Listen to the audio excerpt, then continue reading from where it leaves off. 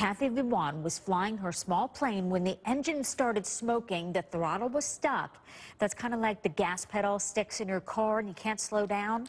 Well, she was fast approaching the world's busiest airport and radioed into an air traffic controller at Atlanta's Hartsfield-Jackson Airport. Listen here to her plea for help from a calm voice who guided her to a safe landing. Can I ask you one more favor? Would you call my husband for me? And if you could ask him to put a prayer chain out to my church and ask the whole church to start praying, and everybody else is listening.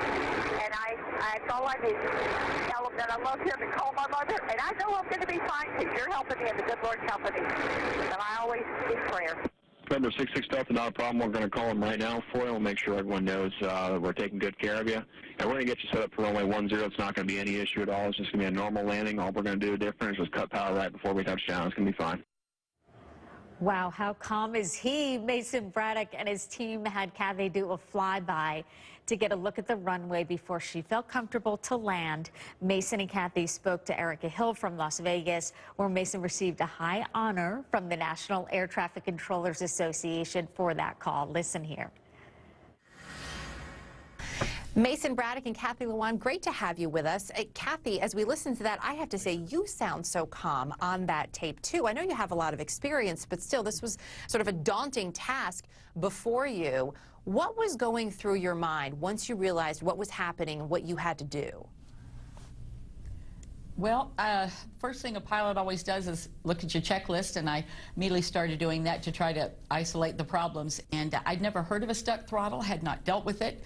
It wasn't in my checklist, and so I knew I needed to call for help right away, and always called to the good Lord above, and he said, look where I put you. And he put me in the best hands I could be in. Yeah, for sure, a band of angels. And so I called, and it ended up being about 50 minutes circling around Hartsfield. And I got the most amazing angel in the world and his team, and they guided me through it, around the traffic and down, and here we are on the ground, right? Yeah, here we are. Thank you. Happily on the ground there. Mason, obviously, as part of your training, you are given the experience to deal with a number of different issues as an air traffic controller, but had anything like this ever come up for you before?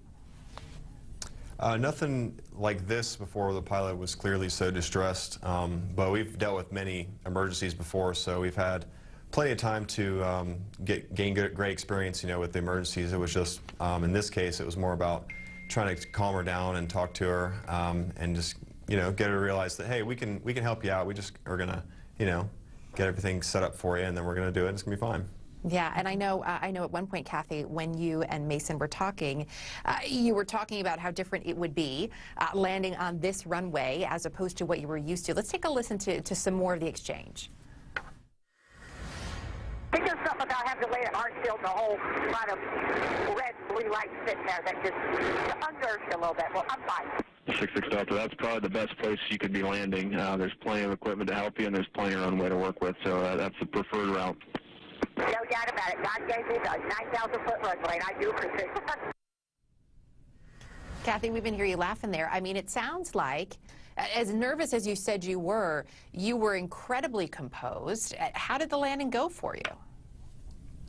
Well, it ended up being good landing, and what I did was they suggested first we just do a go-around. I mean, goodness, I had 9,000 feet to land in, but it was just lined with emergency vehicles, fire trucks, and ambulances and everything, and it was a bit daunting. Of course, and I was managing the traffic around me, Airbuses, and what did we have in there? We had probably everything going into Atlanta. I don't know.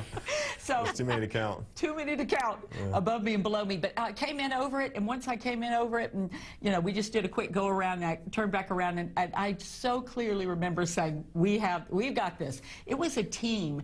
I always remember feeling they were with me every second of the way, as if we were all there in the plane together. And I tell you, this team here at Hartsfield, they are the best of the best for a reason. They are amazing. I will forever be grateful. I know at one point in the recordings that have been released, at one point, Cathy, you said to Mason that you wanted to be able to get in touch with him afterwards. So, Mason, what was it like the first time that you met Cathy, that you spoke to her?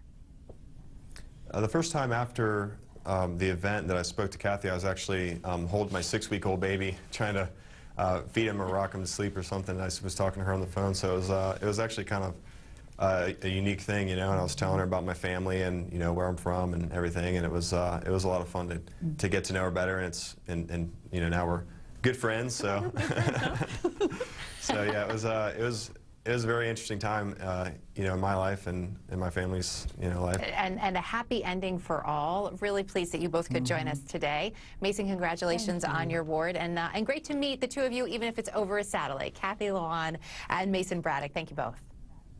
Thank you, you. Erica. Wow, both so brave under pressure. Well, just ahead, a band member who